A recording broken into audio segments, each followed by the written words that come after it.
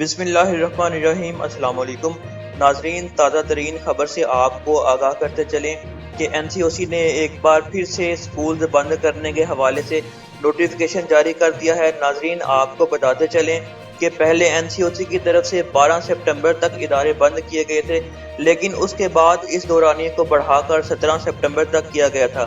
لیکن پھر سے حکومت نے طلبہ و طالبات کے لیے نیا اعلان کیا تھا۔ حکومت نے اعلان کیا تھا کہ اب تمام تر تعلیمی ادارے مزید بند رہیں گے، لیکن اس کے بارے میں کسی خاص مدت کا اعلان نہیں کیا تھا۔ لیکن آج این سی او سی نے نیا نوٹیفیکیشن جاری کر دیا ہے کہ اب ادارے 22 سپٹمبر تک مزید بند رہیں گے، یعنی کہ اب تمام تر تعلیمی اداروں کو 23 سپٹمبر سے ہی کھولا جائے گا، لیکن اس کے لیے بھی نئی میٹنگ کا اجلاس بلایا جائے گا، جس کے بعد ہی مزید کوئی فیصلہ کیا جائے گا۔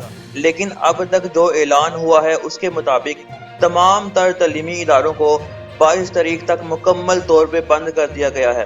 لیکن یہاں پر یہ بات یاد رکھیں کہ یہ تمام پابندیاں کرونا وائرس کے کیسز میں اضافے اور ویکسینیشن نہ کروانے کی وجہ سے لگائی گئی ہیں، لیکن جیسے جیسے ویکسینیشن کی شرح بڑھے گی ویسے ہی تعلیمی اداروں کو کھولنے سے متعلق اعلانات سامنے آئیں گے۔